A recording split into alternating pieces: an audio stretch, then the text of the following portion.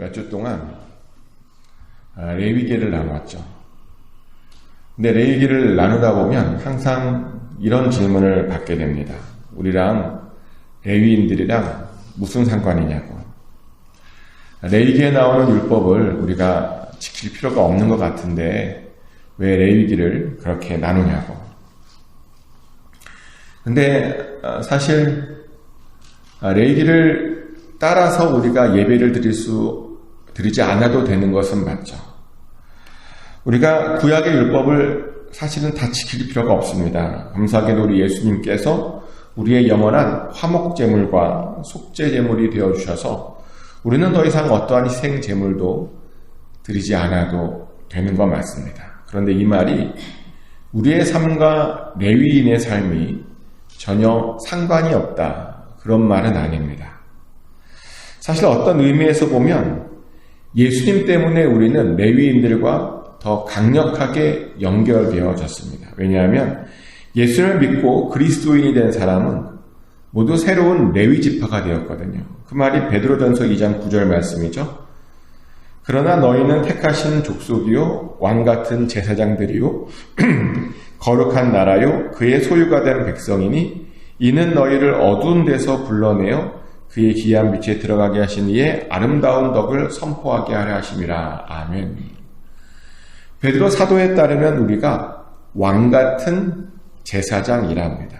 그 말은 우리가요 레위 지파가 됨과 동시에 유다 지파가 되었다는 뜻입니다.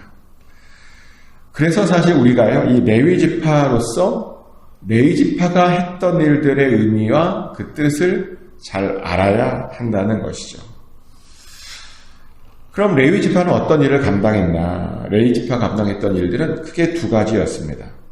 장막의 직무라고 불리는 회막의 직무와 성소의 직무라고 불리는 제단의 직무, 이렇게 두 가지를 담당했죠. 실제로 방금 제가 말씀드린 이 표현이 우리가 읽은 레위기 18장에 나옵니다. 4절 5절 말씀에 보면 이런 말씀이 있어요.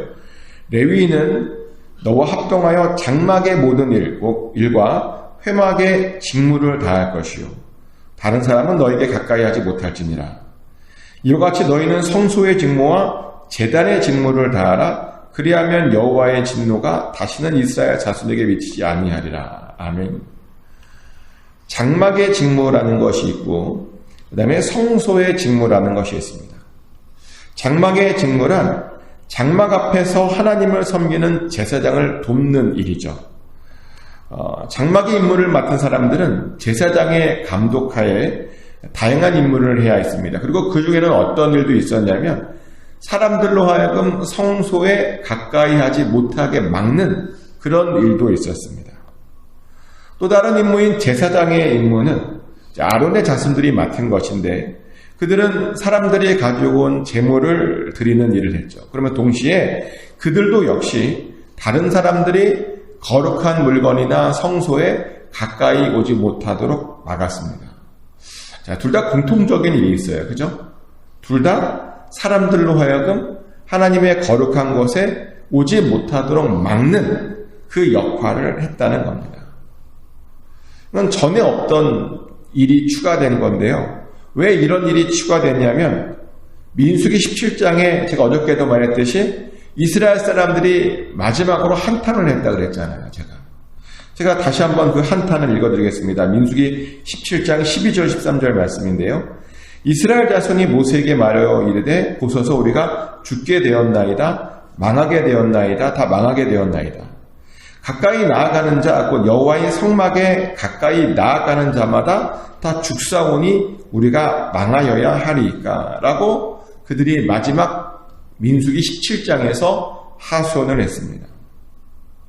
사실 이걸 하게 된 이유는 뭐냐면 아론의 쌍난 지팡이를 통해서 이스라엘이 기억하라. 이스라엘이 자기의 직무를 소중하게 여기고 다른 사람 것을 탐하지 말라고 잘 기억하라. 라고 그렇게 명령한 것이었습니다. 제사장의 직무를 다른 사람이 탐하지 않았으면 좋겠다. 그것을 기억하라. 라고 명령한 것이었는데 근데 그것을 듣고 이스라엘이 한탄을 했다는 겁니다. 성막에 가까이 가려다가 죽으면 어떡하냐고, 하나님을 더 섬기고 싶고 하나님 뵈려고 성막에 가까이 가려고 하다가 죽으면 어떡하냐고, 제물조차 드리는 것이 무섭다고 그러다가 망하는 것 아니냐고 한탄을 했던 것이죠. 그리고 그 한탄에 대한 말씀이 오늘 우리의 본문인 겁니다. 레위인들에게 명령하시기를 사람들로 하여금 성소 안에 있는 기구들에게 가까이 오지 말게 하라고, 가까이 오지 못하게 하라고 새로운 직무를 추가시킨 것, 그것이 바로 그 한탄에 대한 응답이라는 겁니다. 그러면서 하시는 말씀이 만약 이스라엘 사람들이 성소에 가까이 오다가 성소에 대한 죄를 저지르게 되면 그것은 이스라엘 사람들의 죄로 여기지 않겠답니다. 이스라엘 사람들이 가까이 오다가 범하는 죄는 레위인들의 죄로 여기겠답니다. 그러니 그들을 잘 막아서 다시는 이스라엘 자손들에게 하나님의 진노가 임하지 못하도록 막으라고 하나님께서 명령하신 것입니다. 근데 여기에서 이 가까이 오지 못하게 하라라고 하는 의미는 정말 단순히 성소나 거룩한 물건에 가까이 오지 못하게 하라만의 의미만을 가지고 있는 것은 아니죠. 이스라엘 사람들이 가까이 오지 못하게 하라라고 하는 것은 레위인들로 하여금 이스라엘을 지키라라고 하는 그런 의미가 있다는 겁니다. 그들이 잘못된 길로 가지 않도록, 그들이 잘못된 물건을 만지지 못하도록 그 이스라엘 사람들을 지키라라고 하는 그런 의미가 있다는 것이죠. 그 말은 동일하게 새롭게 레위인이 된 우리들에게도 그런 직무, 그런 임무가 있다는 것입니다. 우리는요, 세상 사람들이 잘못된 길로 가지 못하도록 지키는 그런 사명이 있습니다. 이것을 예수님께서 어떻게 표현하냐면요, 빛과 소금의 사명이 우리에게 있다라고 말씀하셨죠. 맞습니다. 우리는요, 빛과 소금으로서 이 세상을 지키는 그런 사명을 받았습니다. 그럼 빛과 소금이 뭔가? 우리가 어떻게 살아야 빛과 소금으로 사는가? 우리가 어떻게 하면 이 세상 사람들이 잘못된 길로 가지 않을 수 있을까? 사실 우리가 세상 사람들을 지키는 방법은 의외로 간단합니다. 우리가요, 하나님의 살아계심과 하나님의 역사하심을 그들에게 보여주기만 해도 그들은 잘못된 길로 가지 않는다는 겁니다. 근데 안타까운 것은 많은 사람들이 이것을 잘하지 못하죠. 보면 입으로만 하나님의 살아계심을 이야기합니다. 입으로만 하나님의 공의를 얘기하고, 입으로만 하나님의 능력을 얘기하고, 입으로만 하나님의 정의를 이야기합니다. 삶으로 보여줘야 되는데 입으로만 보여주고 맙니다. 그리고 어떤 때는요, 어떤 사람들을 보면 하나님께서 죽어서 아무런 것도 우리의 삶 가운데 역사하시지 못하는 것처럼 사는 사람들도 있습니다. 우리 삶 가운데 하나님께서 아무것도 못하시는 것처럼 그렇게 보여주는 사람들이 있다는 겁니다. 저는 그런 사람들을 정말 많이 봤습니다. 어떤 목사님께서 잘못을 하셔서 그 주변 사람들이, 성도님들이 목사님에게 따졌대요. 어떻게 목사가 돼서 그런 일을 할 수 있느냐? 하나님이 두렵지 않느냐라고 따졌대요. 그랬더니 그 목사님이 하는 말이 자기는 하나님이 안 무섭다고, 이런 말도 안 되는 이야기를 했대요. 하나님이 안 무서우니까 자기 신경 쓰지 말고 너희나 잘 살으라고 그랬대요. 그 목사가 그런 이야기를 했다라고 하는 말을 듣고 깜짝 놀랐습니다. 어떻게 하나님을 안 무서워하는데 목사로 살 수 있을까? 그분에게는 하나님이 어떠한 능력도 없는 그런 하나님이셨나 봅니다. 그런데 저는 하나님이 너무나 무섭습니다. 왜냐하면 하나님께서는 언제나 살아계셔서 역사하시고 공의로우시고 정의로우셔서 제 삶 가운데 언제나 간섭하시고 제 삶 가운데 언제나 제가 잘못된 길로 갈 때마다 저에게 역사하시기 때문입니다. 그래서 저는요, 하나님 눈치를 정말 많이 봅니다. 사람 눈치는 잘 안 보는데요, 하나님 눈치를 정말 많이 봅니다. 그래서 이제 보면 저희 아이들도 보면 하나님 눈치를 많이 보더라고요. 똑같아요, 저랑. 사람 별로 신경 안 쓰는데 하나님 신경을 많이 쓰더라고요. 며칠 전에 아들로부터 이런 이야기를 들었어요. 전화를 하는데 아빠 하나님이 그렇게 하시기로 하시면 그렇게 해야 되는 것 아니냐고. 그냥 하나님이 정하셨으면, 그렇게 하나님이 계획하시고 인도하셨으면 그냥 따라가야 되는 것 아니냐고. 내 비록 마음에 안 들지만 하나님이 옳지 않겠냐고. 따라가야 된다고. 아들의 입에서 그런 말이 나와요. 아들에게 큰 기도 제목이 하나 있는데 그 기도 제목을 나누다가 그런 말을 들었습니다. 하나님 눈치를 보다 보니 하나님이 정하시면 그냥 따라가야 된다는 거죠. 얼마나 대견하든지. 근데 바로 그런 거죠. 그런 것이 세상 사람들에게 하나님의 살아계심을 보여주는 것입니다. 우리의 삶으로 하나님의 살아계심과 간섭하심을 보여주는 것 간단하다는 겁니다. 세상 사람들에게 하나님의 역사와 간섭을 보여주는 것입니다. 우리가 그렇게 하나님 눈치를 보잖아요. 그러면 세상 사람들도 하나님 눈치를 보더라고요. 그래서 하나님 눈치 보면서 나쁜 짓을 안 합니다. 하나님을 무서워하게 됩니다. 그래서 바른 길로 가게 된다는 겁니다. 그래서 우리가 그것만 보여주어도 우리가 레위인으로서의 그 역할, 그 사명을 잘 감당하고 있는 것이라는 겁니다. 그래서 질문 드려봅니다. 여러분 삶에는 하나님의 살아계심이 나타나고 계십니까? 여러분들은 하나님을 정말 두려워하며 살고 계십니까? 여러분의 모든 신경이, 관심이 하나님이십니까? 하나님께서 간섭하셨을 때 무조건 감사하다고 고백하며 살고 계십니까? 하나님께서 명령하시면 무조건 순종하겠습니다 라고 하는 각오로 살고 계시냐는 겁니다. 우리는 반드시 그래야 합니다.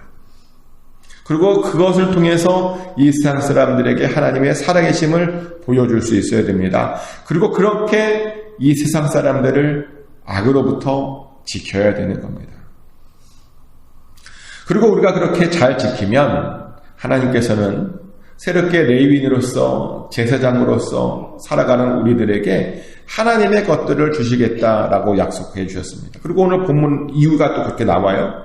하나님께서는 레위인들이 이스라엘을 잘 지키라고 명령하시고 그들이 받게 될 하나님의 상급들에 대해서 또 보상에 대해서 연이어 말씀하십니다. 제사장들에게는 거제물들을 그들의 영구한 목에 음식으로 주겠다고 합니다. 지성물 중에서 불사르지 않는 것과 소제와 속제제와 속건제물을 주겠답니다. 첫 소산에 제일 좋은 기름과 제일 좋은 포도주와 곡식을 주시겠답니다. 그리고 그것을 소금 언약으로 인치셨습니다. 19절 말씀이죠. 이스라엘 자손이 여호와께 거제로 드리는 모든 성물은 내가 영구한 목의 음식으로 너와 내 자녀에게 주노니 이는 여호와 앞에 너와 내 후손에게 영원한 소금 언약임이라. 아멘.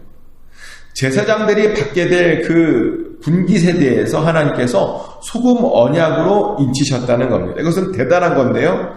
성경에 소금 언약이라는 말이 2번 나와요. 한 번은 여기에 나오고 한 번은 역대하 13장에 나오는데 역대하 13장에 나오는 소금 언약은 어떤 언약이냐면 다윗의 나라가 영원할 것이다 라고 하는 언약이 소금 언약으로 나옵니다. 그 정도로 중요한 것이 소금 언약입니다. 그런데요, 제사장에게 줄 것도 하나님께서 소금 언약으로 인치셨다는 겁니다. 제사장들이 이스라엘 사람들을 잘 보호하면 그들에게 풍성하게 줄 것을 그렇게 소금 언약으로 약속해 주셨다는 것이죠. 그리고 그것은 레위인들도 마찬가지입니다. 레위인들에게는요, 다른 지파들이 바친 11조를 주시겠다라고 말씀하십니다. 이스라엘 자손들이 하나님께 거제로 드리는 11조는 레위인들의 기억이랍니다. 그래서 레위인들은 11조를 받아 사는 그런 복을 주시겠답니다. 11조를 받아 사는 게 복인가? 11조를 받아 산다는 것은요, 오늘날로 치면 중산층의 삶을 살게 해 주시겠다는 그런 의미입니다. 실제로 11조를 받으면 10가정의 평균 수입을 우리가 받게 되는 겁니다. 10가정의 평균.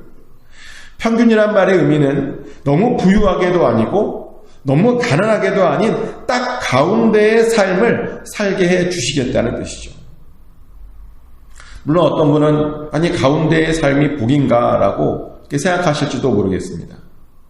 돈이 많아야 복이 아닌가라고 말하실지도 모르겠습니다. 그런데요, 너무 부유한 것은 복이 아닙니다. 왜냐하면 우리가 너무 많이 가지면 하나님을 찾지 않을 수 있거든요. 이것은 잠언에서도 말하고 있는 겁니다. 잠언 30장 9절 말씀이죠. 혹 내가 배불러서 하나님을 모른다 여호와가 누구냐 할까 하오며 혹 내가 가난하여 도둑질하고 내 하나님의 이름을 욕되게 할까 두려워함이니이다. 아멘. 너무 배부르면 하나님을 모른다 여호와가 누구냐 할 수 있다는 겁니다. 세상에서 너무 크게 성공하면 하나님을 찾지 않을 수 있다는 것이죠. 그래서 우리는 사실 적당히 가져야 합니다. 아멘. 적당히 가져야 합니다. 그리고 적당히 성공해야 됩니다. 하나님을 우리가 항상 찾을 수 있는 정도, 그 정도 안에서 우리가 갖는 것이 하나님께서 우리에게 주시는 복이고 은혜입니다. 그런데 하나님께서는 그런 은혜를 레위인들에게 복으로 약속해 주셨습니다. 그리고 그 말은 우리들에게도 하나님께서 그 복을 약속해 주셨다는 것입니다. 그래서 우리는 하나님께서 원하시는 대로 적당한 삶을 살기만 하면 됩니다. 너무 편해서 하나님을 안 찾는 삶이 아니라, 너무 많이 가져서 하나님을 안 찾는 삶이 아니라 적당히 가져서 하나님을 찾는 그런 삶을 살기만 하면 됩니다. 그리고 또 동시에 너무 힘들어서 하나님을 원망하는 그런 삶을 우리가 안 살게 되는 것이죠. 우리가 적당히 살면 하나님께서 우리에게 주신 것들을 더 기억할 수 있습니다. 하나님께서 우리에게 주신 것들을 만족하며 오히려 감사하며 살 수 있다는 겁니다. 우리는 그렇게 하나님께서 우리에게 주신 것들을 통해서 이 세상 사람들에게 증거하며 살아야 됩니다. 하나님의 살아계심을 증거하며 살아야 됩니다. 꼭 그렇게 사셨으면 좋겠습니다. 그렇게 세상 사람들을 잘 지키셨으면 좋겠습니다. 그래서 제사장들과 레위인들이 받았던 그 복을 우리 모두가 다 받게 되시기를 예수 그리스도의 이름으로 축복합니다. 하나님 크신